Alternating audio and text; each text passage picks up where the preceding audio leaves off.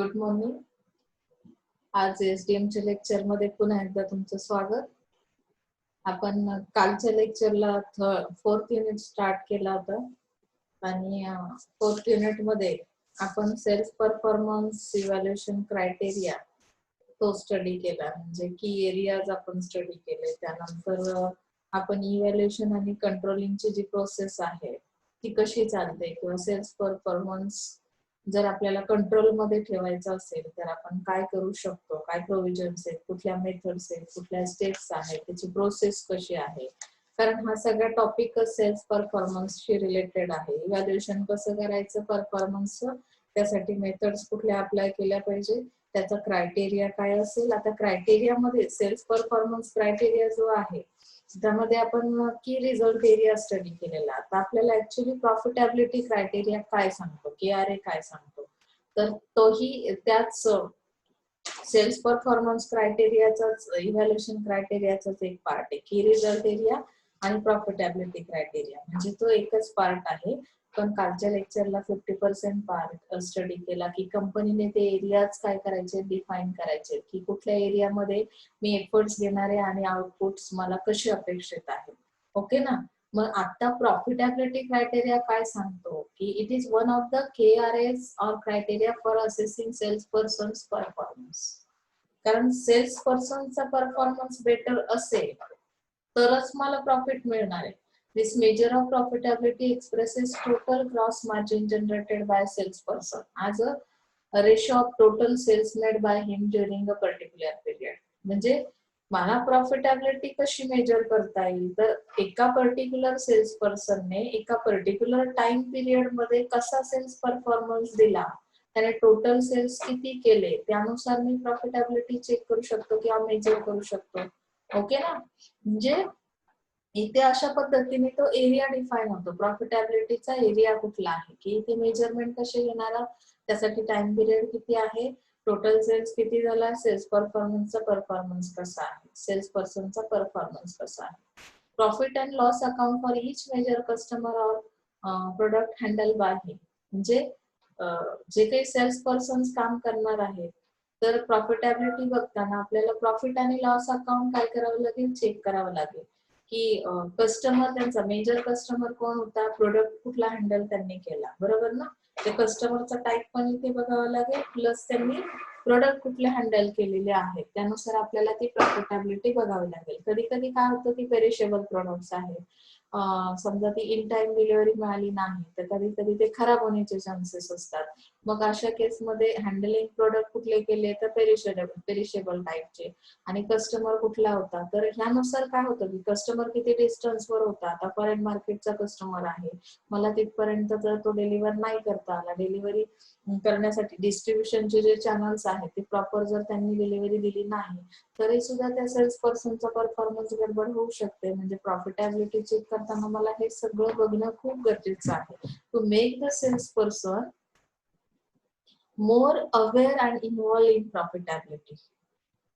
मतलब यहाँ पे प्रॉफिटेबिलिटी अगर मुझे अचीव करनी है तो सेल्स पर्सन को बहुत अवेयर होना बहुत जरूरी है. मतलब कि अवेयरनेस उनके पास होना बहुत जरूरी है. अवेयरनेस किस चीज का फिर होना चाहिए, सेल्स पर्सन अवेयर है, मतलब सेल्स पर्सन को अवेयरनेस है मार्केट की नॉलेज के बारे में, कंपनी की पॉलिसी के बारे में, उनके टारगेट के बारे में, कंपनी के जो ऑब्जेक्टिव्स है उसके बारे में अवेयरनेस होना, कि अगर मुझे वो टारगेट अचीव करना है तो मैं उस तरह से इफेक्टिव वर्क करूंगी, मैं अलर्ट रहूंगी, अवेयर रहूंगी, और उसके थ्रू मैं क्या करूंगी, अच्छा परफॉर्मेंस देने की कोशिश करूंगी. ओके ना.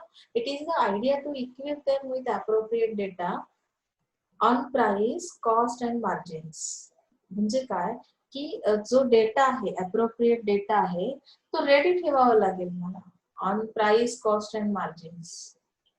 म्हणजे इथे गुड आयडिया म्हणजे प्रॉफिटेबिलिटीसाठी कुठल्या आयडियाज आहेत, तर तुमच्याकडे प्राइस रिलेटेड अवेअरनेस असलं पाहिजे, कॉस्ट रिलेटेड असलं पाहिजे, मार्जिन्स रिलेटेड असलं पाहिजे, की मला नक्की ऍक्टिव्हिटी काय करायची आहे, मला कशा पद्धतीने मी सक्सेस मध्ये असू शकेन.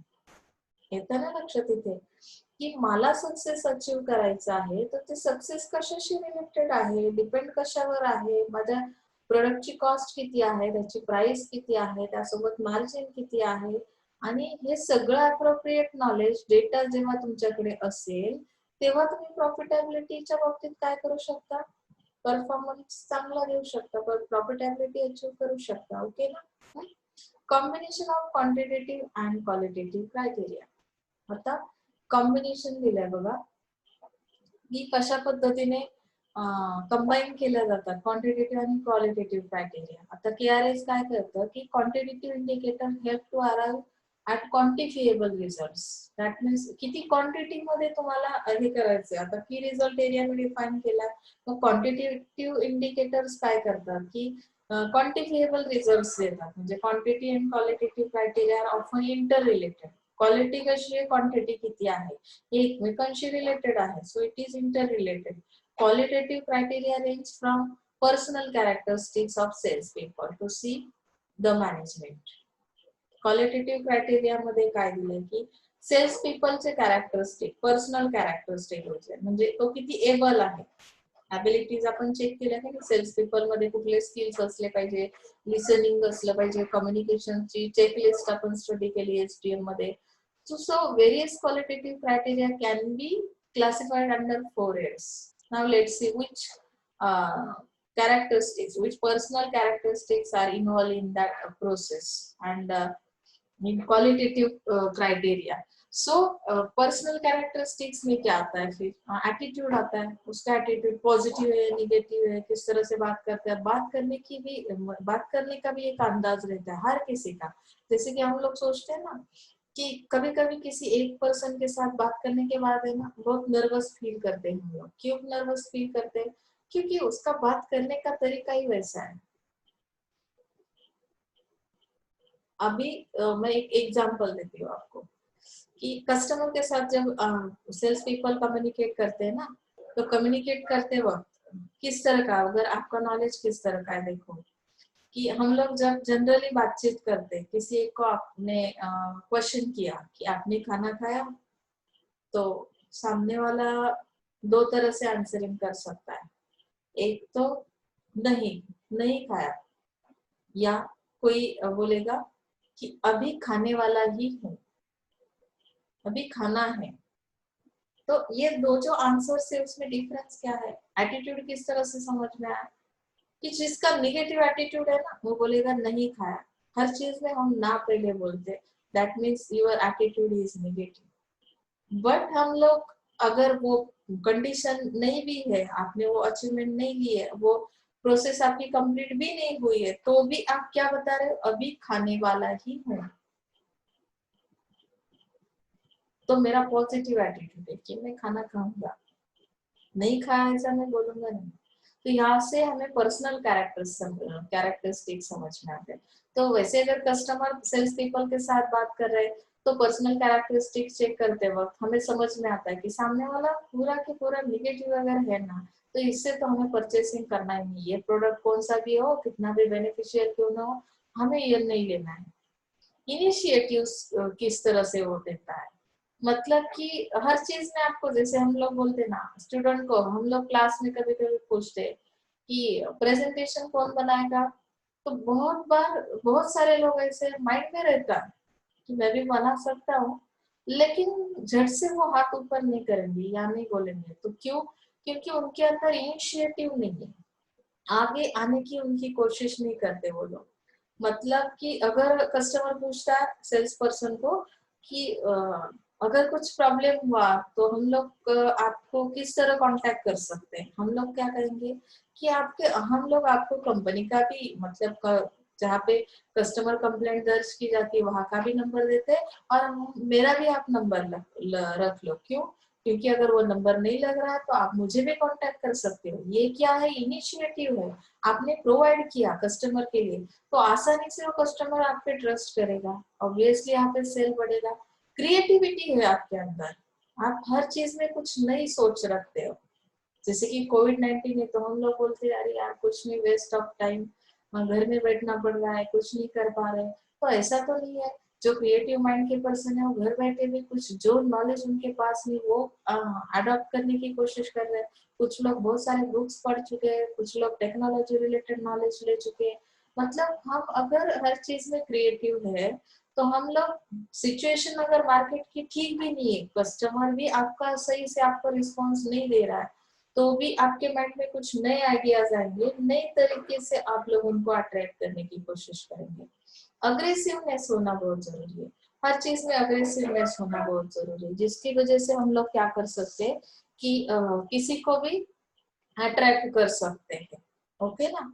अग्रेसिवली मैं कोई बात अगर आपको बता रही हूँ, अग्रेसिवली बताना यानी की बहुत ज्याला आपण म्हणतो की आग्रहाने एखाद्या गोष्टीचं अग्रेसिव्हली तुम्ही त्या गोष्टीसाठी काय करता की अग्रेशन ठेवता आणि आग्रह करता, आग्रह धरून असता की हे जर तुम्ही केलं तर तुम्हाला हे बेनिफिट मिळणार आहे, अशा पद्धतीचे कॅरेक्टरिस्टिक तुमचे असतील. नॉलेज म्हणजे काय की प्रोडक्ट बद्दल नॉलेज तुम्हाला असलं पाहिजे. आता नॉलेज तुम्हाला फिल्मी हॉलिवूड बॉलिवूडचं नॉलेज आहे ऍज अ सेल्स पर्सन, तर ते नॉलेज मला इथे उपयोगाचं नाही. तुम्ही जॉब कुठला करताय, मग तुमच्याकडे नॉलेज कुठल्या टाईपचं असलं पाहिजे की प्रोडक्ट कुठला आहे, मार्केटचं नॉलेज तुम्हाला किती आहे. जसं मार्केटमध्ये गेल्यावर कसं आपण मेथीची एक गड्डी विकत घ्यायची आहे, मी काय विचारलं कशी किलो दिली मेथी, म्हणजे काय झालं, मार्केटचं मला काही झिरो नॉलेज आहे. कुठली गोष्ट केजी मध्ये घेतात, कुठली गोष्ट कशामध्ये घेतात, ह्याचं मला थोडंफार नॉलेज असेल तरच मी काय करू शकते की मार्केटमध्ये सर्वाइव्ह करू शकते. कंपनीच्या पॉलिसी बद्दल तुम्हाला माहिती पाहिजे की आता एक्झिस्टिंग पॉलिसी काय आहे, फ्युचर मध्ये कंपनी काय विचार करते, ह्या गोष्टीचं नॉलेज जर असेल तर मी काय करेल, अट्रॅक्ट करेल ना माझ्या कस्टमरला. म्हणजे क्वालिटेटिव्ह क्रायटेरिया जो आहे ज्याच्या थ्रू आपण काय करणार आहोत की अरे हा डिफाईन करणार आहोत. तर स्किल सुद्धा पाहिजे, सेलिंग स्किल तर असलंच पाहिजे. You are sales person at that time you should be noted that this skill is very very important for you. Selling skill, communication skill, आप बोलते ही नहीं हो कुछ, सामने जाके खड़े हो जाते हो, 2 मिनट तो आप उसको सामने वाले को देखते ही रहते हो, क्या फायदा है, किस तरह से वो लोग आपसे अट्रैक्ट होंगे, कंफ्यूज हो जाएंगे पूरे. तो यहाँ पे सेल्स मैनेजमेंट भी आपका होना जरूरी है. प्लानिंग एबिलिटी किस तरह की आपकी, डिसीजन मेकिंग पावर किस तरह के है, टाइम मैनेजमेंट आप किस तरह का रखते हो. Using this criteria the qualitative assessment or evaluation is done through rating or either a 5-point scale, and combination of qualitative or quantitative evaluation criteria may produce different outcomes and recommended reward or punishment and remedial actions. तो इन सारी चीजों को हमें क्या करना है, qualitative assessment करनी है, क्वांटिटेटिव असेसमेंट करनी है 0.5 स्केल के थ्रू, और उसके थ्रू हमें कंबाइन करके इन दोनों क्राइटेरिया को हमें क्या करना है, आउटकम्स निकालने. आउटकम्स अगर अच्छे हैं तो हम क्या करेंगे, रिवॉर्डिंग सिस्टम रखेंगे, पनिशमेंट देंगे. अगर अच्छा नहीं है आपका परफॉर्मेंस तो हम कुछ रेमेडियल एक्शंस लेंगे कि आगे जाके वापस ये प्रॉब्लम क्रिएट नहीं होनी चाहिए. ऐसा अगर मुझे लग रहा है तो मैं क्या करूंगी, कुछ एक्शंस लूंगी, रेमेडियल एक्शंस, यानी कि कुछ ऐसे प्रोविजंस करूंगी कि जिसकी वजह से ऐसा प्रॉब्लम वापस होगा ही नहीं. ओके ना. Now let's see sales performance review. अभी रिव्यू लेना है, जैसे हम लोग देखते हैं ना, रिवीजन देते हैं ना एग्जाम से पहले, कभी कभी आपकी टेस्ट ली जाती है, अभी मेरा ये यूनिट हुआ, मुझे क्या करना है, आपका परफॉर्मेंस चेक करना है, आपने किस तरह से वीडियोस को देखा है या किस तरह से अंडरस्टैंड किया है उस नॉलेज को.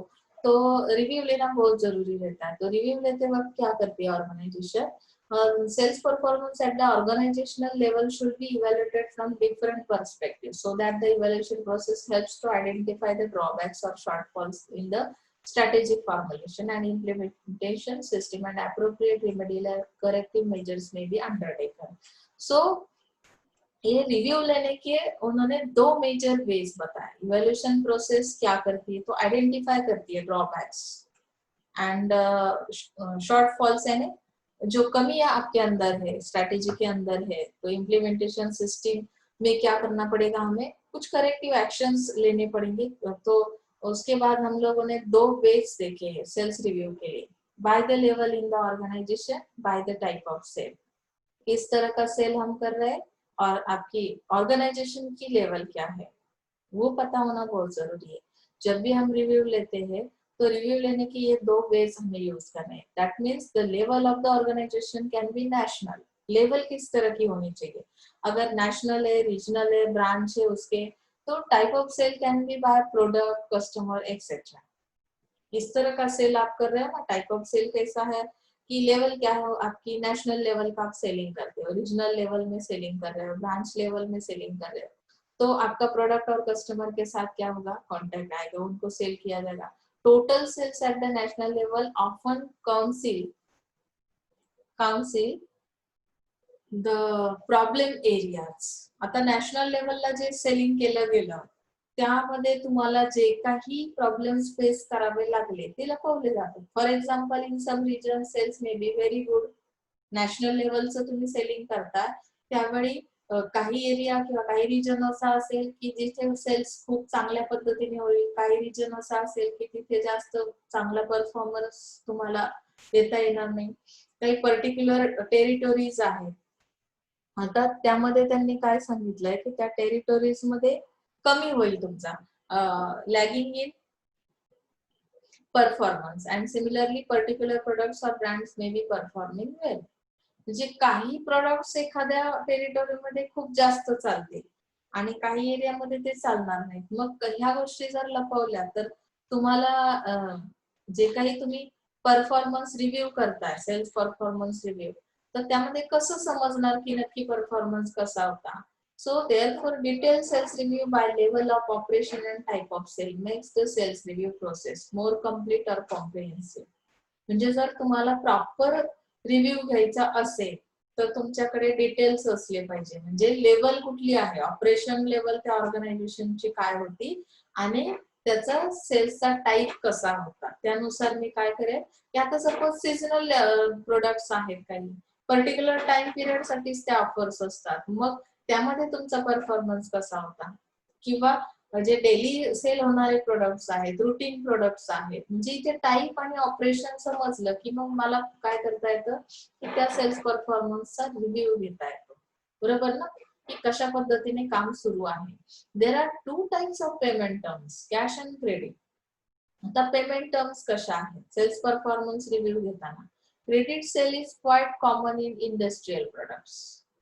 इंडस्ट्रियल प्रोडक्ट्स को जब भी हम सेल करेंगे तो वहाँ पे क्रेडिट सेल रहता है, मतलब कि क्रेडिट्स प्रोवाइड किए जाते हैं कस्टमर के लिए या इंडस्ट्री के लिए. Credit sale also takes place in consumer durables. तो कंज्यूमर के लिए जो प्रोडक्ट्स रहेंगे उसमें भी क्रेडिट सेल होता है. इन एफएमसीजी मैन्युफैक्चरर्स में extend credit to distributors and wholesalers also.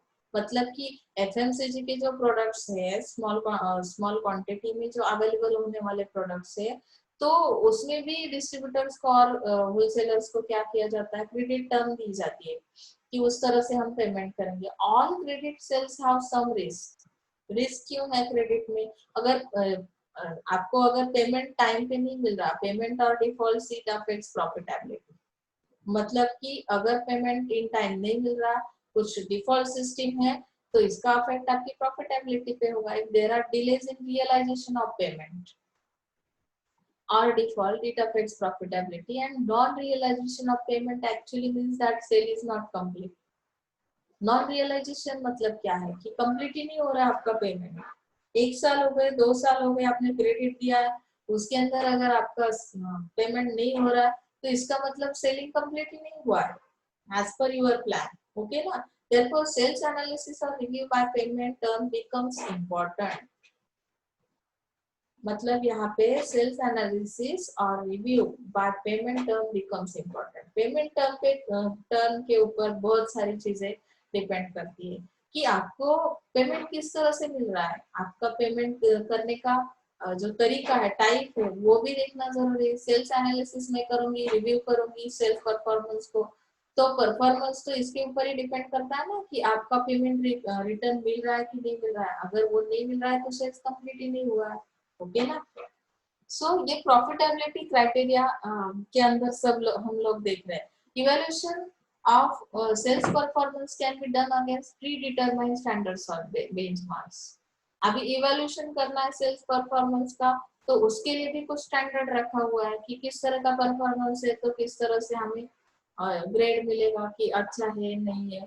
तो ये सारे comparative assessment of sales performance of company में be made in 4 different ways और forms with different basis of comparison. तो कंपैरिजन किस तरह से किया जाएगा? Actual sales in relation to target. मेरा टारगेट इतना था, आपने एक्चुअल इतना सेल किया, तो आपका परफॉर्मेंस कैसा है? Sales growth relative to the last year. अभी लास्ट ईयर में मेरा 50% तो सेलिंग हो रहा था, इस ईयर में भी अगर 50% का है तो फिर मेरी ग्रोथ हुई है नहीं। ओके ना? सेल्स पर्सन कहता है कि ग्रोथ में है हम लोग, तो ग्रोथ में तो मैं लास्ट ईयर के साथ कंपेयर कर लूंगी, बेंचमार्क किया जाएगा। Sales growth in comparison to industry growth. अभी सेल्स ग्रोथ किस तरह की है कि कंपेयर करेंगे इंडस्ट्री की ग्रोथ किस तरह से हो रही है। ओके ना? Sales level compare to that of major competitors. आपका सेल्स लेवल किस स्टेप पे है, तो ये कंपेयर करने के लिए मैं मेरे कॉम्पिटिटर्स के बारे में सोचूंगी, उनका सेल्स लेवल क्या है, उनके साथ कंपेयर करूंगी। उसके बाद मुझे पता चलेगा कि मेरा लेवल करेक्ट है या नहीं है। कॉम्पिटिटर का सेल उसी मार्केट में कितना हो रहा है? 75%, मेरा 50% ही हो रहा है। तो कुछ तो कमियां मेरे प्रोसेस के अंदर है, स्ट्रेटेजी के अंदर है, प्लान के अंदर है, ये समझना बहुत जरूरी है। उसके बाद मैं सही से परफॉर्मेंस को क्या करूंगी, इवैल्यूएशन करूंगी, और कंपैरिजन के बाद ही मुझे रिव्यू समझ में आएगा कि किस तरह की प्रोविजंस करनी चाहिए, किस तरह के करेक्टिव एक्शंस होना जरूरी है, रेमेडियल एक्शंस कौन से होना जरूरी है। ओके ना? सो सेल्स परफॉर्मेंस रिव्यू के बाद आपका आता है सेल्स मैनेजमेंट ऑडिट। अभी ये भी बहुत इंपॉर्टेंट है। हाँ, सेल्स मैनेजमेंट ऑडिट। ऑडिटिंग तो हमने सीखा है, वैसे भी हमें ऑडिटिंग क्या है ये तो पता ही है, लेकिन सेल्स मैनेजमेंट के अंदर जो ऑडिटिंग सिस्टम है, तो ये फाइनेंस जैसी सिस्टम नहीं है। तो फाइनेंस का जैसे ऑडिट किया जाता है ना, तो ये मैनेजमेंट ऑडिट है। तो sales management audit is a systematic diagnostic and prescriptive tool for analysing, reviewing and controlling sales operations और द सेल्स मैनेजमेंट प्रोसेस। तो यहाँ पे सेल्स मैनेजमेंट ऑडिट किस तरह से किया जाएगा? सिस्टमैटिक किया जाएगा। मैनेजमेंट के तो बहुत सारे फंक्शंस हमने स्टडी किए फर्स्ट ईयर से, प्लानिंग, ऑर्गेनाइजिंग, डायरेक्टिंग, कितना कुछ मैडम। तो सिस्टमैटिक होना जरूरी है सेल्स मैनेजमेंट का ऑडिट। सेल्स मैनेजमेंट के अंदर भी बहुत सारे ऑपरेशंस किए जाएंगे, तो वन बाय वन हमें जाना है कि पहला आपका ऑपरेशन क्या था, पहली एक्टिविटी क्या थी, उसमें आपको कितना सक्सेस मिला। उसके बाद सेकेंड एक्टिविटी क्या थी सेल्स मैनेजमेंट करते वक्त, जैसे कि डिस्ट्रीब्यूशन के चैनल्स हमने लिए, डिस्ट्रीब्यूशन चैनल के थ्रू हमने उस चैनल पार्टनर्स को इन्वॉल्व कर लिया, उनके थ्रू हमने क्या कर दिया, सेल कर दिया। तो उसको हमें क्या करना पड़ेगा, डायग्नोसिस करना पड़ेगा, उनका परफॉर्मेंस किस तरह का था। वीक अगर था तो उसके लिए हमने प्रोविजन क्या की। चैनल के अंदर अगर कॉन्फ्लिक्ट थे तो हमने उसमें कौन सी चैनल रिजोल्यूशन कैसे किया। तो ऐसे कुछ टूल्स दिए जाएंगे, उस टूल्स को हम एनालाइज करेंगे, रिव्यू करेंगे और कंट्रोल में करने की, कंट्रोलिंग सेल्स ऑपरेशंस और the sales management process. That means it is called sales management audit. Okay ना? This audit is similar to the management audit and different from financial audit और audit in accounting sales. तो ये account related बिल्कुल audit वैसा नहीं है sales management audit. ये किस तरह का है? मैनेजमेंट ऑडिट है ये। In financial or accounting audit, every financial transaction is checked in terms of company policy. तो फाइनेंशियल ऑडिट किस तरह का होता है कि ये जो फाइनेंशियल ट्रांजैक्शन करती है कंपनी, कंपनी की कुछ पॉलिसीज रहती है, उसके हिसाब से वो हो रहा है कि नहीं हो रहा है, वो उसके अंदर देखा जाता है।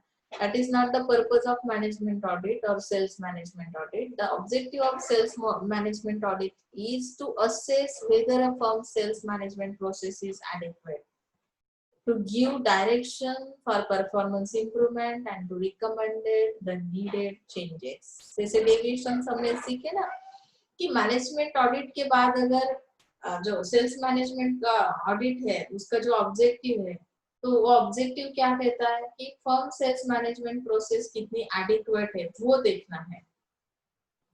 एडिक्वेट है मतलब कि वो प्रोसेस कितनी सही है, मतलब कि जो मैनेजमेंट आपने किया है वो परफेक्ट है कि नहीं।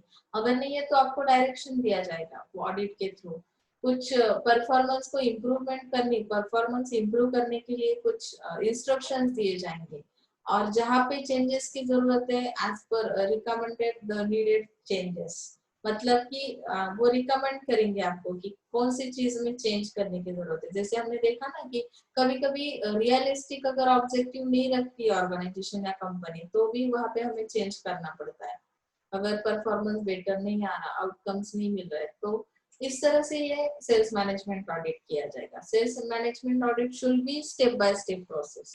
अभी इसमें भी प्रोसेस दिए उन्होंने। जैसे फर्स्ट प्रोसेस क्या है, establishing and planning course of operation. First you have to establish and then plan course of operations। कितने ऑपरेशंस उसके अंदर होंगे। सेल्स मैनेजमेंट ऑडिट क्या करता है, पीरियोडिक बेसिस पे लिया जाता है, मंथली या क्वार्टरली। तो मंथली या क्वार्टरली है तो फिर उसमें प्लान किस तरह का रहेगा, मतलब कि कोर्स ऑफ एक्शंस कौन से रहेंगे, कोर्स ऑफ ऑपरेशन कौन सा रहेगा, deviations from the prescribed course, यानी कि जो कोर्स है उसमें कौन से चेंजेस लाने, एनालाइजिंग रीजंस फॉर डेविएशन, कि एनालिसिस किया जाएगा कि ये चेंजेस क्यों करने हैं, कोर्स करेक्शन किया जाएगा। सेल्स मैनेजमेंट ऑडिट जो भी काम कर रहा है उसमें स्टेप्स दिए कि किस तरह से ऑडिट काम करेगा। तो since auditing should be objective or without bias, it should be carried out by some team from outside the sales organization। तो ये सेल्स ऑडिटिंग का काम कौन करता है, उसके ऑब्जेक्टिव क्या है, उसके लिए टीम बनाई जाती है जो आउटसाइड द सेल्स ऑर्गेनाइजेशन, मतलब सेल्स ऑर्गेनाइजेशन के अलावा कोई और टीम यहाँ पे अपॉइंट की जाती है, like the corporate planning group. It can also be an external agency, consulting organisation specially appointed for this purpose. मतलब कौन से ऑर्गेनाइजेशन से बिलोंग करती है ये ऑडिटिंग की टीम, तो कंसल्टिंग ऑर्गेनाइजेशन रहेगी। Some managers of the sales organisation should be associated with the auditing process. मतलब यहाँ पे सेल्स ऑर्गेनाइजेशन के जो मैनेजर्स है वो लोग भी इस ऑडिटिंग प्रोसेस में क्या कर सकते हैं, काम कर सकते हैं, but more as a provider of sales and related information। म्हणजे provider of sales and related information play a passive role। जो भी रिलेटेड सेल्स रिलेटेड जो भी इंफॉर्मेशन है वो क्या करती है, यहाँ पे पैसिव रोल करती है। Many companies do not conduct sales management audit. ऑडिटला कोण टाळतो मला सांगा एकदा।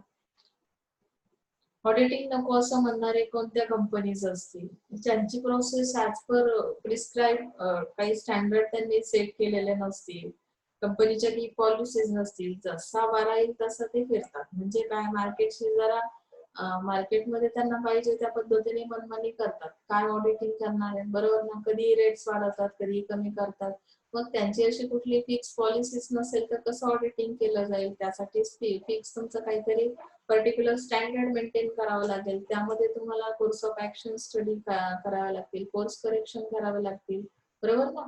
It should actually be undertaken on a regular basis to diagnose and correct potential.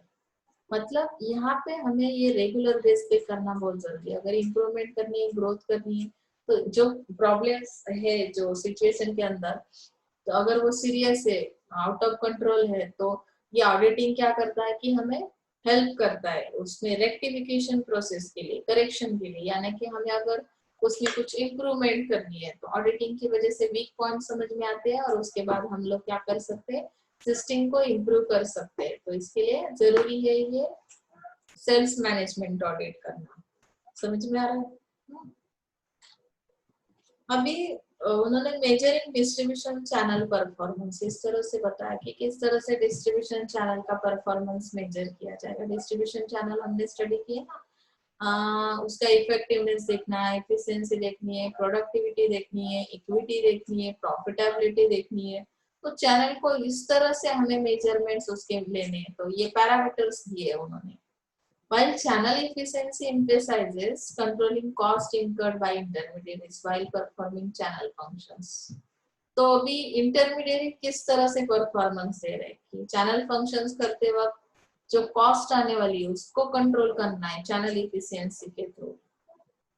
तो channel productivity is concerned with maximizing outputs for a given level of inputs, and channel effectiveness deals with the intermediaries coefficiency. In satisfying customer needs and channel equity measures the distribution of accessibility of the channel among customers. तो हर चीज में improvement की जरूरत है। हम लोग performance क्यों major करते हैं? परफॉर्मेंस अच्छा रहा डिस्ट्रीब्यूशन चैनल का तो हमें क्या हो सकता है, आउटपुट मैक्सिमाइज कर सकते हैं, इफेक्टिवनेस ला सकते हैं। इंटरमीडिएरी जो है उनका काम क्या है कि कस्टमर नीड्स को क्या करना है, कंप्लीट करना है, चैनल इक्विटी मेजर करनी है, तो distribution of accessibility of the channel among customers, यानी कि असेसिबल कितनी है आपकी सर्विस, चैनल जो सर्विस प्रोवाइड करता है जब डिस्ट्रीब्यूट करता है किसी एक प्रोडक्ट को तो वो असेसिबल होना बहुत जरूरी है कस्टमर के लिए। असेसिबल मतलब क्या है कि इजीली अवेलेबल होना बहुत जरूरी है। अगर कोई भी प्रोडक्ट या सर्विस आपको इजीली अवेलेबल नहीं होती है तो आपका कस्टमर सेटिस्फाई नहीं हो सकता, उसके नीड्स कंप्लीट नहीं हो सकते, तो ऑब्वियसली आपके जो डिस्ट्रीब्यूशन चैनल है उनका परफॉर्मेंस मेजर करने लायक नहीं हो सकता। Is that clear? ओके, सो तो इवैल्यूएटिंग चैनल्स, अभी इवैल्यूएशन करना है चैनल का, किस तरह से इवैल्यूएशन किया जाएगा देखो।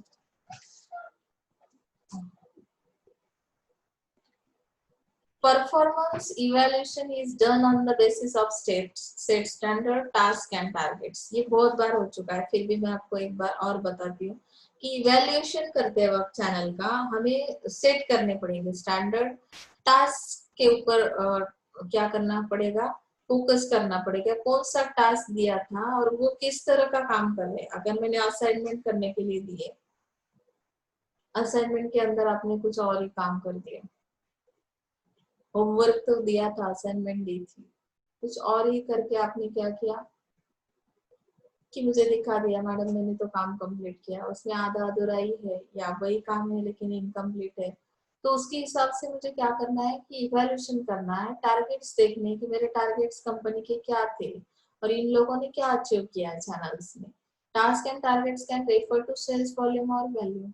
सेल्स वॉल्यूम किस तरह की है आपकी, सेल्स वैल्यू किस तरह की है, तो उसका भी मुझे यहाँ पे क्या पता चलेगा, टास्क और टारगेट की वजह से पता चलेगा।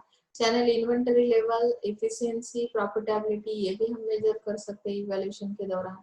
Evaluation norms or criteria are usually decided and agreed between the company and particular channel partner. तो यहाँ पे क्राइटेरिया क्या कहता है, इवैल्यूएशन के नॉर्म्स क्या है, आपने कौन से रूल्स रेगुलेशंस बनाए कि जो डिसाइड करते कि it can be decided and agreed between the company and a particular channel partner।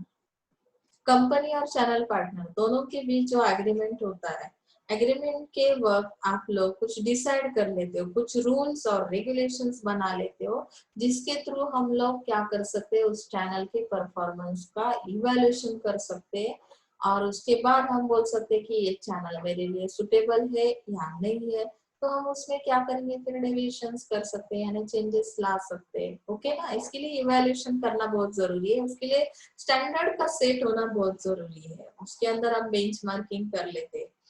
Sternate have suggested 5 measures और criteria for evaluating performance। अब Sternate ने कुछ और सजेस्ट किया है, मेजरमेंट के लिए उसने क्राइटेरिया बताया कि चैनल मेंबर्स का परफॉर्मेंस किस तरह से इवैल्यूएट किया जाएगा, इफेक्टिवनेस, एफिशिएंसी एंड इक्विटी। अभी इन तीनों चीजों को हमें क्या करना है, स्टडी करना है। Effectiveness is assess in terms of delivery and stimulation. Effect देखना है मुझे, डिलीवरी किस तरह की है, इन टाइम है, right time, right place, right customer, that means delivery is perfect.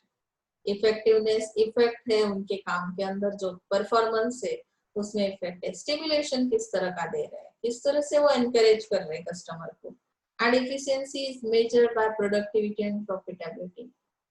Productivity किस तरह से, एज पर डिमांड अगर मेरा डिस्ट्रीब्यूशन हो रहा है, चैनल मेंबर्स क्या कर रहे हैं कि मार्केट की डिमांड जिस तरह से इंक्रीज हो रही है उसी तरह से उसी स्पीड से हम सप्लाई कर रहे हैं, दैट मींस उसमें एफिशिएंसी है, तो हम लोग मेजर कर सकते हैं उनकी प्रॉफिटेबिलिटी और प्रोडक्टिविटी को। तो एफिशिएंसी को अगर मेजर करना है तो हमें क्या करना पड़ेगा कि प्रोडक्टिविटी देखनी पड़ेगी, प्रॉफिटेबिलिटी देखनी पड़ेगी। इफिशिएंट मेरा चैनल काम कर रहा है तो शायद पॉसिबल है प्रॉफिट मिलना, नहीं तो यहाँ पे पॉसिबल ही नहीं होगा। ओके ना। सो उन्होंने एक डायग्राम दिए, देखो इवैल्यूएशन क्राइटेरिया के अंदर जो 3 चीजें हमें स्टडी करनी है, इफेक्टिवनेस देखना है, एफिशिएंसी देखनी है जो मैंने अभी बताया आपको, अभी इक्विटी भी देखनी है यहाँ पे इवैल्यूएशन करते वक्त। इफेक्टिवनेस के अंदर क्या आता है कि आपका इफेक्ट देखना है तो आपकी डिलीवरी किस तरह की है वो बताया मैंने आपको। स्टिमुलेशन कैसा है, मतलब एनकरेज किस तरह से किया जाएगा। एफिशिएंसी चेक करनी है तो मुझे प्रोडक्टिविटी और प्रॉफिटेबिलिटी को मेजर करना पड़ेगा। अभी let's see the equity. What is mean by equity? Equity means the degree to which distribution channel serve market problem markets segments such as distant or isolated consumer packets along with normal consumers or markets. Delivery shows the extent to which or how much channel members are able to meet the demand of consumers by ensuring time delivery of goods and stimulation assess the extent to which how the channel member will stimulate. तो यहाँ पे equity में क्या बताया कि it means the degree to which distribution channels serve problem markets. मतलब जो segments है ना हमने बनाए कस्टमर के, 1 by 1 हम टारगेट कर लेते, तो उनके लिए जो हम प्रोविजन कर रहे हैं कि इस सेगमेंट के प्रॉब्लम क्या है, वो प्रॉब्लम उस तरह से हमें सॉल्व करना है, उनके लिए वही स्ट्रेटेजी यूज करनी है। कस्टमर की, उस सेगमेंट के कस्टमर की नीड क्या है, तो यहाँ पे डिस्ट्रीब्यूशन चैनल का ये रोल है कि किस तरह से सर्व करना है कंज्यूमर पैकेट्स को या पॉकेट्स को, या प्रॉब्लम को किस तरह से हमें फेस करना है, डिलीवरी किस तरह की देनी है, स्टिमुलेशन किस तरह का देना है। तो इक्विटी मींस यहाँ पे डिस्ट्रीब्यूशन चैनल का रोल बताया कि किस तरह से हम इसमें इक्विटी ला सकते हैं, हर एक सेगमेंट पे किस तरह का फोकस हमारा होना चाहिए। Some of the evaluation criteria are considered as short-term measures, indicators. अभी इवेल्युएशन करते वक्त क्राइटेरिया जो रहता है ना, शॉर्ट टर्म के लिए रहता है, कभी कभी शॉर्ट टर्म या कुछ लॉन्ग टर्म रिजल्ट्स के लिए रहता है। मतलब इवेल्युएशन क्यों करना है, तो इवेल्युएशन करने के बाद हमें क्या करना है, इम्प्रूवमेंट करनी है। किसी प्लानिंग में अगर इम्प्रूवमेंट है या आपकी पॉलिसी के अंदर चेंजेस लाने हैं, तो फिर हम लोग शॉर्ट टर्म का या लॉन्ग टर्म का दो तरह का हम लोग क्या कर सकते हैं, डिसीजन ले सकते हैं कि रिजल्ट्स हमें किस तरह के मिलने चाहिए। तो प्रोडक्टिविटी, और यहाँ पे उन्होंने और एक चीज मेंशन की है, देखो productivity and efficiency can be measured any time. देखो productivity and efficiency should be both short term and long term criteria. Productivity को अगर मेजर करना है तो हम शॉर्ट टर्म के लिए भी क्या कर सकते हैं, मेजर कर सकते हैं, या लॉन्ग टर्म। जैसे कि सीजनल प्रोडक्ट अगर है आपका, रेनी सीजन के लिए अगर आपने अम्ब्रेलाज को सेल कर रहे हो, एग्जांपल ले सकते हैं इसमें, तो फिर ये शॉर्ट टर्म की प्रॉफिटेबिलिटी है। और लॉन्ग टर्म क्राइटेरिया क्या है मेरा, कि मैं ईयरली प्रोडक्शन प्रोसेस में हूँ या फुल ईयर के लिए कोई प्रोडक्ट अगर बना रही हूँ, डेली यूज का प्रोडक्ट है, तो लॉन्ग टर्म क्राइटेरिया भी मेरा प्रोडक्टिविटी का हो सकता है। Productivity and efficiency can be measured any time, even in short term और long term. There will also be a long-term targets for improvement in both productivity and efficiency. तो productivity और efficiency में क्या है कि इम्प्रूवमेंट दोनों चीजों में करनी पड़ेगी। फिर लॉन्ग टर्म के लिए अगर आप मेजरमेंट्स ले रहे हो तो उसमें इम्प्रूवमेंट करनी पड़ेगी, या शॉर्ट टर्म के लिए तो शॉर्ट टर्म के लिए। तो इवैल्यूएशन प्रोसेस में 2 ऑब्जेक्टिव्स उन्होंने बताया। Evaluation process has 2 objectives, to assess the performance level of different channel members. Evaluation process क्या ऑब्जेक्ट रखती है कि क्या करना है, मुझे परफॉर्मेंस लेवल चेक करनी है डिफरेंट चैनल मेंबर्स की, distinguish between good and average performance, किसका परफॉर्मेंस गुड है किसका एवरेज है, उसमें क्या करना है कि चैनल मेंबर्स का परफॉर्मेंस लेवल चेक करना है उसके अंदर। To use the evaluation system as a feedback process for continuous improvement. मेरा ऑब्जेक्ट क्या कहता है कि डिस्कशन के थ्रू, काउंसलिंग के थ्रू या मोटिवेशन के थ्रू मुझे फीडबैक लेने के बाद कंटिन्यूअस इंप्रूवमेंट करनी है। जो भी सिस्टम है, मेरी चैनल मेंबर्स जो है काम करते हैं, उनका परफॉर्मेंस जो भी है, तो उसमें इम्प्रूवमेंट करनी है।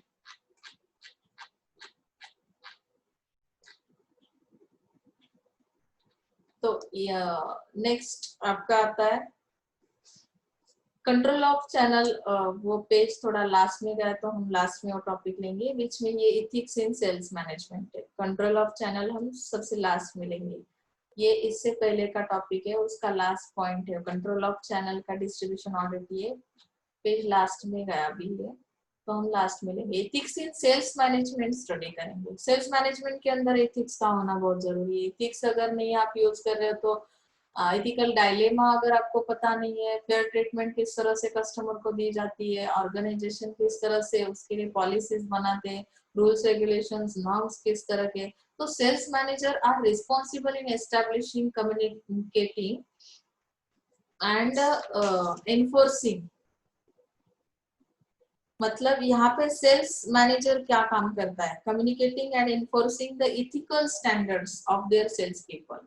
तो उसके लिए भी स्टैंडर्ड्स बनाए जाते हैं कि आपका परफॉर्मेंस किस तरह का होना चाहिए, क्या स्टैंडर्ड दिया। Ethical dilemmas are faced by sales manager in carrying out various sales management tasks, just like getting order from customers, pricing decisions, hiring salespersons, evaluating sales people। मतलब हर एक प्रोसेस जो है सेल्स मैनेजमेंट का, हर एक task जो है उसके अंदर हमें किस तरह से एथिकल स्टैंडर्ड्स मेंटेन करने हैं। तो सेल्स मैनेजर क्या करेगा, यहाँ पे उसकी रिस्पॉन्सिबिलिटी बनती है कि हर चीज के बारे में आपको एस्टेब्लिश करने, पहले वो स्टैंडर्ड्स कम्युनिकेट करने, enforcing the ethical standards for their sales people। तो यहाँ पे आपको उसके लिए उनका माइंड रेडी करना है कि हमें ये अप्लाई करना है हर एक एक्टिविटी के अंदर। Sales people should be honest in their dealings with customers. अभी डील करते वक्त बहुत, अभी आपको आगे पता ही चलेगा कि अनइथिकली सेल किस तरह से किया जाता है। तो डीलिंग करते वक्त कस्टमर के साथ आपको रिलेवेंट लॉज के बारे में पता होना चाहिए कि बिजनेस में जो लॉज है, बिजनेस लॉ हमने सीखा ना फर्स्ट ईयर में, तो सिचुएशन किस तरह की है, हम किस तरह से बिहेव कर रहे हैं। तो अनइथिकल बिहेव अगर है तो उसके अंदर हम लोग क्या कर लेते हैं, देखो एग्जैगरेटिंग फीचर्स एंड बेनिफिट्स, बहुत ज्यादा कुछ बोल लेते हैं। जो हमारा प्रोडक्ट है या जो हमारी कंपनी की पोजीशन है उससे भी ज्यादा कुछ और ही बोल देते हैं हम लोग। जो एक्स्ट्रा बोलने की हम लोगों को आदत रहती है ना कि इतना सा है तो इतना करके बताएंगे, अट्रैक्ट करने के लिए हम लोग करते हैं ना, वैसे अनइथिकल है ये। जो फीचर्स उसके अंदर है वही आप एक्सप्लेन करो, that is ethical format.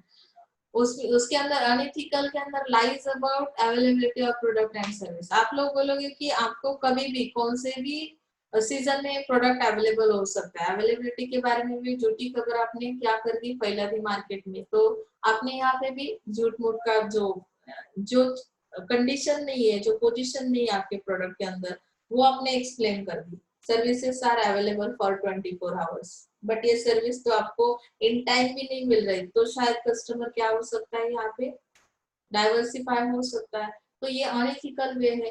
Giving false answers to questions. अगर किसी कस्टमर ने पूछा कि इसका गारंटी वारंटी पीरियड कितने का है, सर्विस का किस तरह से आफ्टर सेल सर्विसेज प्रोवाइड करते, तो उसमें भी आपने कुछ गलत आंसर्स दे दिए, false answers to questions, falsifying product testimonials. तो यहाँ पे प्रोडक्ट टेस्टिमोनियल्स मतलब प्रोडक्ट के लिए आपने कुछ और ज्यादा ही बोल दिया, जिसके थ्रू क्या कर दिया, कस्टमर को कंफ्यूज कर दिया, अट्रैक्ट करने की कोशिश की। वो शॉर्ट टर्म के लिए अट्रैक्ट भी हो सकता है, लेकिन एक बार आपकी प्रोडक्ट या सर्विस परचेज करने के बाद रिपीट अगेन वो आपके प्रोडक्ट कभी परचेज नहीं करेगा। तो इसके लिए इसे अवॉइड करना है, अनइथिकल सेल को। Passing blame for their own mistakes. आप लोग क्या करते हो, आपसे भी कोई मिस्टेक हुई ना तो कंपनी के ऊपर डाल देते हो कि ये प्रोडक्ट ऐसा क्यों है। तो जैसे हम बोलते हैं ना कि मैन्युफैक्चरिंग प्रोसेस के दौरान ही उसमें ये डिफॉल्ट प्रोडक्ट है या कुछ है, तो ये आपकी वजह से अगर हुआ है तो भी आप कंपनी के ऊपर डाल देते हो। तो ऐसा भी अनइथिकल है। तो इसका बैड इम्पैक्ट हो सकता है कस्टमर के माइंड के ऊपर। Miss represent warranties and guarantees. Warranty guarantee period भी कुछ एक्स्ट्रा ही बोल देते हैं कुछ लोग। Making non binding oral promises. जो कंपनी ने प्रॉमिसेस दिए नहीं उस तरह के प्रॉमिसेस आप कस्टमर को दे देते हो कंपनी के थ्रू। वेंडिंग कंपनी रूल्स, यहाँ पे कंपनी के रूल्स तोड़े जाते हैं। सेलिंग डेंजरस और हजार्डस प्रोडक्ट्स, तो आप डेंजरस प्रोडक्ट सेल करने के बाद भी बोल रहे हैं कि ये प्रोडक्ट आपके लिए बहुत अच्छा है, हार्मफुल बिल्कुल नहीं है, तो ये क्या हुआ, अनएथिकल सेल हुआ, बिहेवियर अच्छा नहीं है। Sales manager have to set certain code of ethics, इसके लिए कोड ऑफ इथिकल कोड्स हमने स्टडी किए, एसवाईएफ से हम लोग स्टडी कर रहे हैं कि बिजनेस के अंदर भी इथिक्स का होना बहुत जरूरी है। अदरवाइज क्या हो सकता है कि एनवायरनमेंट के लिए वो हार्मफुल हो सकता है, सोसाइटी के लिए हार्मफुल हो सकता है। आपका जो भी प्रोडक्ट है, आपकी जो भी सर्विस है, वो एनवायरनमेंट को ध्यान में रखते हुए हमें बनानी है। तो इसमें कोड ऑफ एथिक्स जो बताते हैं, express the values of firm by specifying in writing specific behaviours that are consistent or inconsistent with those values. मतलब इसके अंदर जो भी मोरल वैल्यूज है, तो कितने कंसिस्टेंट है, आपका बिहेवियर किस तरह का होना चाहिए, स्पेसिफिक बिहेवियर यानी कि उसके अंदर कौन से मोरल वैल्यूज का होना जरूरी है, ये सारी चीजें ये कोड ऑफ एथिक्स में आती है, जो कि सेल्स मैनेजर का रोल बनता है कि वो सेल्स पीपल के साथ कम्युनिकेट करे, उनको उनका माइंड उसके लिए सेट करे। ठीक है ना, यहाँ पे एथिक्स इन सेल्स मैनेजमेंट ये हमारा हुआ। कोड्स कौन से दिए, there are 4 basic types of ethical codes. तो अभी जैसे हमने अनइथिकल कोड स्टडी किए ना, तो वैसे यहाँ पे इथिकल कोड्स कौन से है कि सेल्स पीपल का बिहेवियर किस तरह का होना चाहिए। तो कोड ऑफ बिहेवियर के अंदर ये इथिकल कोड्स है, company codes that define ethical boundaries for employees. Behaviour आपका इथिकल बाउंड्रीज का होना, आप लोग बोलोगे मैडम अगर मेरा बिहेवियर किस पॉजिटिव है, निगेटिव है, जो भी है आपका बिहेवियर, तो उसके लिए भी बाउंड्रीज, जैसे हम लोग रहते हैं तो उसके लिए तो बाउंड्रीज फिक्स है कि कौन से एरिया के रहने वाले, कौन से कंट्री से आप बिलोंग करते हो। लेकिन यहाँ पे बिहेवियर के लिए भी कंपनी कुछ कोड्स बता देगी, जिसकी वजह से वो एम्प्लॉय के बिहेवियर को कंट्रोल कर सकती है कि आपका बिहेवियर किस तरह का होना चाहिए। प्रोफेशनल कोड्स आपको दिए जाएंगे। तो यहाँ पे एडवर्टाइजर्स जो है, मार्केटिंग रिसर्चर जो है, एडवर्टाइजिंग भी देने वाले, कभी कभी मीडिया भी कुछ एक्स्ट्रा दिखा देता है या बैड मार्केटिंग कर देता है, तो भी इसका इम्पैक्ट आपके कंपनी पे हो सकता है, आपके प्रोडक्ट पे हो सकता है, आपके सर्विस पे हो सकता है। तो यहाँ पे इथिकल बाउंड्रीज का होना बहुत जरूरी है, जिसकी वजह से एडवर्टाइजर्स भी लिमिट्स में काम करेंगे या ethical code conduct ethical code को हम लोग क्या करेंगे, ध्यान में रखते हुए एडवर्टाइज बनाएंगे। मार्केटिंग रिसर्चर्स का काम क्या है, रिसर्च करते वक्त कौन से कोड ध्यान में रखने, इथिकल कोड क्या कहता है।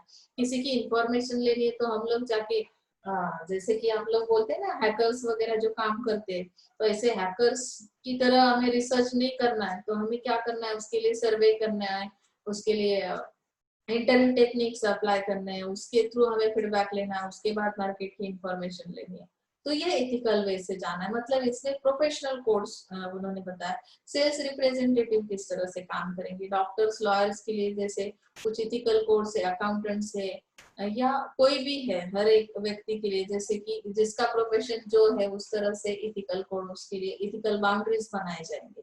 ओके ना, business association codes that define ethical boundaries for people engage in the same lines of business, यानी कि आपका बिजनेस किस टाइप का, उस तरह के कोड एथिकल बाउंड्रीज आपके लिए क्या है, नेसेसरी है। Advisory group code suggested by government agencies or other special interest groups. Each industry is confronted with unique ethical issues and must adapt its code to meet the situation.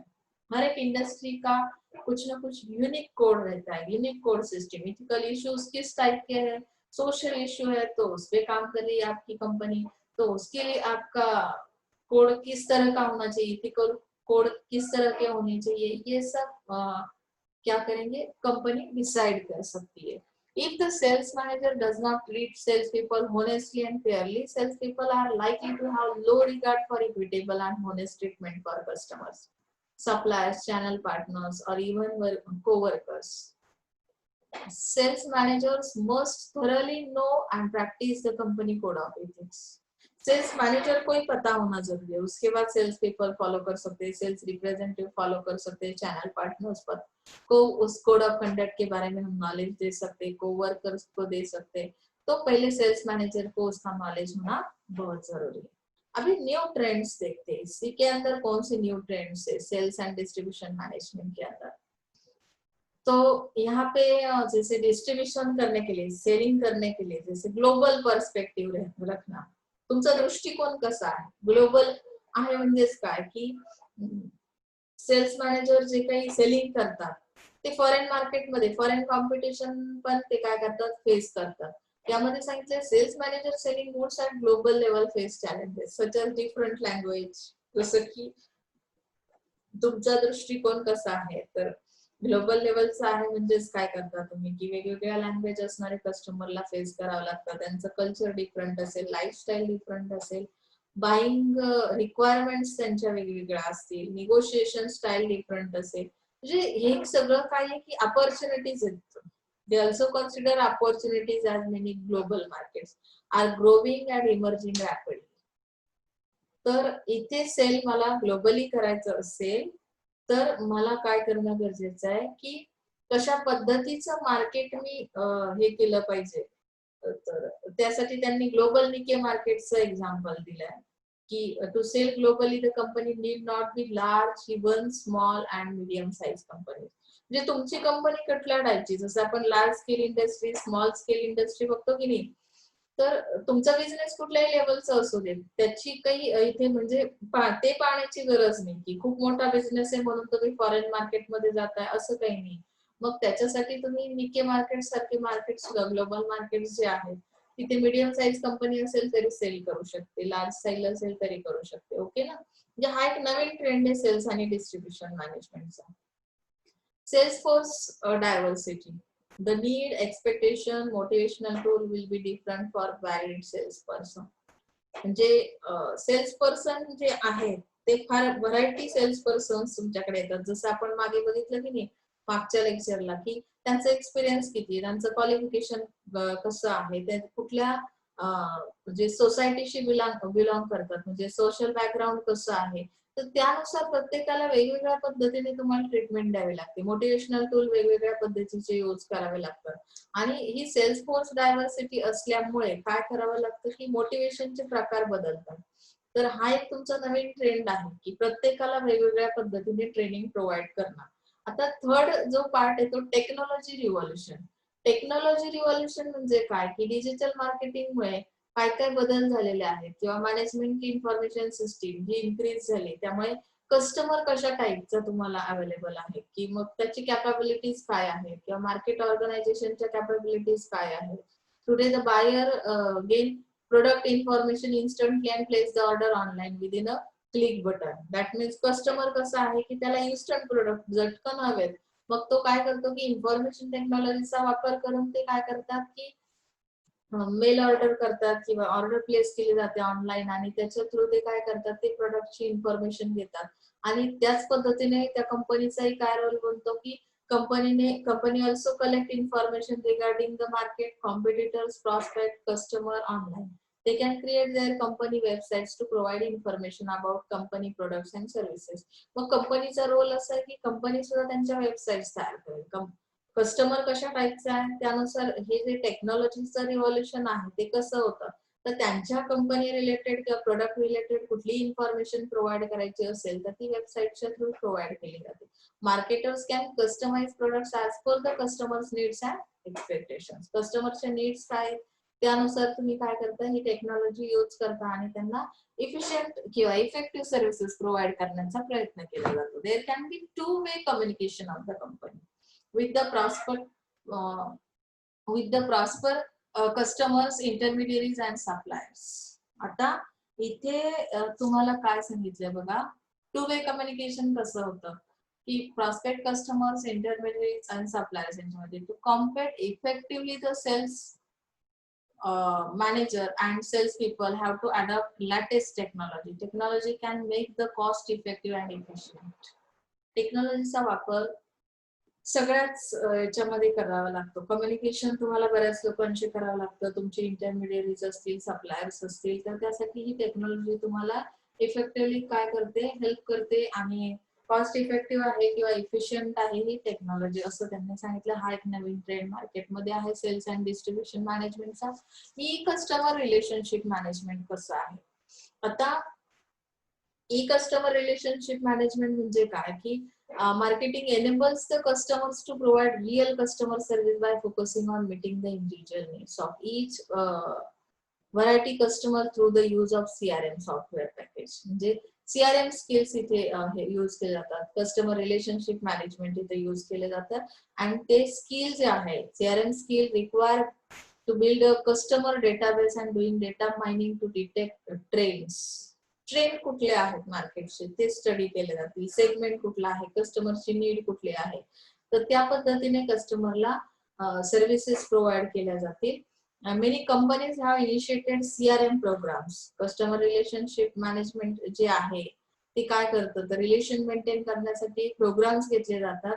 ते help of software it integrate sales, customer service and market information from various sources. It provides update information to the employees. हे CRM programs घेतले की तुम्हाला कंपनीची जी काही update news आहेत, update policy आहे, अपडेट सर्व्हिसेस आहेत, त्याच्याबद्दल सुद्धा इन्फॉर्मेशन इथे मिळणार आहे. टीम सेलिंग अप्रोच कसा आहे, हा सुद्धा एक तुमचा नवीन ट्रेंड आहे. टीम सेलिंग अप्रोच मध्ये त्यांनी सांगितलंय की it is use when the company wants to build a long term relationship. तुम्हाला लॉंग टर्म रिलेशनशिप बनवायची कस्टमर सोबत, तर तुम्ही तुमची सेलिंग टीम कशा पद्धतीने काम करेल. Selling team includes the members from the top management, technical specialist, customer service, inside persons, requirements, coordinating within office and representative of sales person. म्हणजे ही सगळे जे काही पर्सन्स आहेत, तुमचे कस्टमर सर्व्हिस कशा पद्धतीने दिली जाते, कुठले स्पेशलिस्ट तुम्ही त्यासाठी यूज केले, टॉप मॅनेजमेंटचे मेंबर्स कोण आहेत, त्या पद्धतीने ही एक टीम असते, काम करते सेलिंगच्या याच्यामध्ये. It requires joint selling efforts of several persons and designing an effective compensation plan for the challenging task. Team work करणं तसं एवढं सोपं नाही, कारण ऑल टीम मेंबर्सला एकत्रितपणे काम करणं, तो प्लॅन तयार करणं, तो डिझाईन करणं, प्लस त्यांना इफेक्टिव्ह कॉम्पेन्सेशन प्लॅन प्रोव्हाइड करणं. कॉम्पेन्सेशन प्लॅन आपण बघितले की नाही, की कॉम्पेन्सेशन प्लॅनचं तो काय केलं जातं की तुम्हाला एक्सेसिव्ह एक्स्ट्रा मनी कशा पद्धतीने अर्न करता येईल, तर त्या पद्धतीचे ही प्लॅन्स तयार करते ही टीम. आणि त्यानुसार काय केलं जातं, हे चॅलेंजिंग आहे किंवा रिस्की आहे, चॅलेंजिंग टास्क आहे, तर हे टास्क टीम सेलिंग अप्रोच अशा पद्धतीने आपल्याला न्यू ट्रेंड आहे sales and management, distribution management मध्ये. मॅनेजिंग मल्टी चॅनल्स असो, जे मार्केटिंग चॅनल्स आहेत तर ते काय करतात, एकापेक्षा अधिक सेगमेंट पर्यंत पोहोचण्याचा प्रयत्न करतात. म्हणजे multi channels. Problems like control, conflict, ज्यात आपण मल्टी चॅनल कॉन्फ्लिक्ट स्टडी केला की नाही, तर त्यांना हे प्रॉब्लेम्स पण फेस करावे लागतात. मग benefit of this customise selling by selling technically complex products and services. ज्या सर्व्हिसेस कशा आहेत टेक्निकली कॉम्प्लेक्स, म्हणजे काय की इझिली तुम्ही असेसिबल ते असणार नाही, तर तिथे तुम्हाला मल्टी चॅनल्सचा यूज करावा लागतो, ते मॅनेज करावे लागतात. भलेही त्यांच्यामध्ये कॉन्फ्लिक्ट क्रिएट झाले तर ते आपण रिझोल्युशन करू शकतो, पण जेव्हा तुम्हाला असं वाटतं की त्या टेक्नॉलॉजीचा वापर केलेला आहे, थोडंसं कॉम्प्लेक्शन आहे आणि मग मला इथे एकापेक्षा जास्त चॅनल्स वापरावे लागतील, तर टेक्निकल सपोर्ट तुम्ही घेता, technical sales force and simple low cost products through dealers increase market coverage. तो इसकी वजह से हम लोग क्या कर सकते हैं कि जो मार्केट है, मार्केट कवरेज है, वो हमारा बढ़िया हो सकता है. तो हम बहुत सारे कस्टमर को टारगेट कर सकते हैं एट ए टाइम. तो टेक्निकल कॉम्प्लेक्शन की वजह से भी यहाँ पे कभी कभी सेलिंग में ये मल्टी चैनल्स का यूज किया जाता है. ओके ना. हैंडलिंग एथिकल इश्यूज, ये भी एक नया ट्रेंड है. अगर sales people ethical issues, sales people have the be very misleading the customers, exaggerating. जैसे हम लोगों ने बताया ना कि एक्स्ट्रा कुछ फीचर्स अगर बता रहे हैं, तो इस तरह के एथिकल इश्यूज अगर क्रिएट होते हैं तो उसको भी हैंडल किया जाता है इस न्यू ट्रेंड के through. Otherwise they will be out of business और may land up in legal problems. अगर ये सेल्स मैनेजर क्या करेगा, एथिकल स्टैंडर्ड सेट करेगा तो कुछ प्रॉब्लम नहीं हो सकती. अदरवाइज क्या हो सकता है कि लीगल प्रॉब्लम हो सकती है आपकी कंपनी के लिए. तो इस तरह की प्रोविजन सेल्स मैनेजर को करना जरूरी है कि ग्रुप्स को नॉलेज प्रोवाइड करना, उसके लिए encourage करना, लीगल कोड्स बताना, कंपनी के जो प्रोफेशनल कोड है वो भी बताना, सेल्स प्रोफेशनलिज्म फॉलो किया जाता है न्यू ट्रेंड के हिसाब से। तो सेल्स प्रोफेशनलिज्म क्या कहता है? Selling is increase because of intense competition. Intensive selective हमने देखा ना किस तरह से डिस्ट्रीब्यूट किया जाता है प्रोडक्ट्स को। Today's scenario selling is increase because of intense competition, sophisticated customer, technical products and services.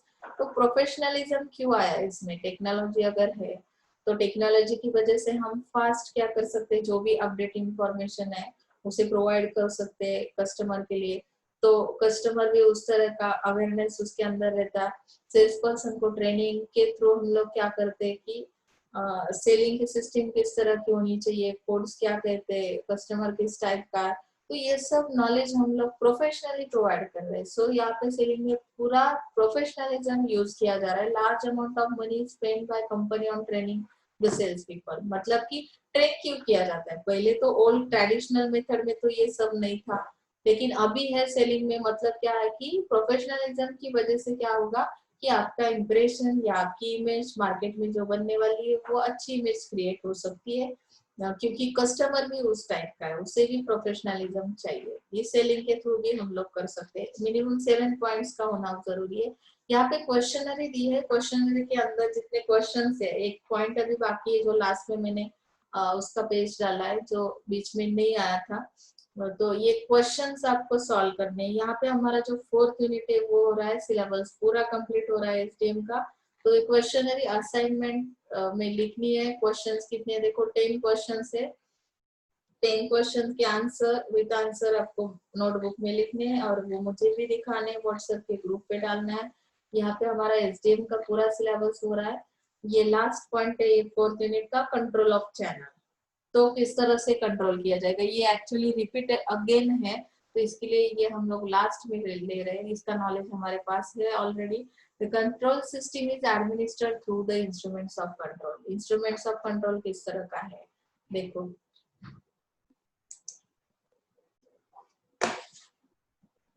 आप देख सकते हैं यहाँ पे ये माउस काम नहीं कर रहा है इसलिए सर।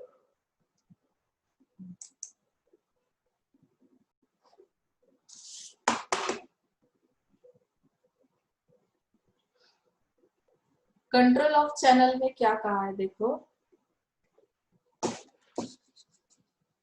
ये मेरा माउस काम नहीं कर रहा है अभी, मुझे रुकना है इसमें।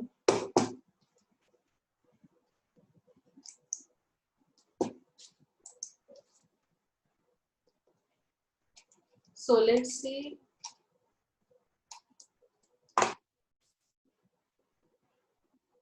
Control of channel, कंट्रोल और एग्रीमेंट। अभी इसमें जो ऑर्गेनाइजेशन काम करती है, वेरियस सिस्टम आज कंट्रोल डिवाइसेस और इंस्ट्रूमेंट्स सच एज कंट्रोल और एग्रीमेंट। अभी इंस्ट्रूमेंट्स में कंट्रोलिंग के अंदर एग्रीमेंट किए जाते हैं कंट्रोलिंग के लिए। प्रोडक्ट्स को किस तरह से हैंडल करना है, टेरिटोरीज को किस तरह से कवर करना है, कैटेगरीज को, टाइप ऑफ कैटेगरी कस्टमर्स कौन से है। तो उसके अंदर हम लोग क्या करेंगे, जिसमें include many aspects of relationship and operations of channel members. The major elements covered in agreement are as follows. तो एग्रीमेंट करते वक्त हम लोग एलिमेंट्स कौन से लेंगे, उसके थ्रू हम कंट्रोल कर सकते हैं किसको, कि जितने सारे ऑपरेशन है उसको कंट्रोल कर सकते हैं। तो ये टेरिटोरी के बारे में पता होना चाहिए, किस तरह से कवर करनी है। मतलब कि एक जो सेल्स पर्सन है वो दूसरे की टेरिटोरीज में नहीं घुसना चाहिए। मतलब कि यहाँ पे बाउंड्रीज का रिस्ट्रिक्शन है ना, वो फॉलो करना पड़ेगा। कैटेगरीज और type of customers, selling price and margins, selling price कितनी होनी चाहिए। तो एग्रीमेंट के अंदर अगर हमने ये एग्रीमेंट पे साइन किया तो शायद ये कंट्रोल में रख सकते हैं ना हम लोग। यहाँ पे ऑपरेशंस को, चैनल मेंबर्स को कंट्रोल में रख सकते हैं। पेमेंट क्रेडिट मैकेनिज्म किस तरह का होगा, इन्वेंटरी लेवल किस तरह की होगी, तो ये सब इसके अंदर आता है। बजट एंड रिपोर्ट किस तरह से बनाए जाते हैं। Reports can be weekly, monthly, quarterly. ये भी मैंने आपको पहले लास्ट इसमें भी हमने लास्ट यूनिट में भी स्टडी किया था। Monitoring and control become easy and effective. Weekly reports can be short, precise, showing immediate operation results.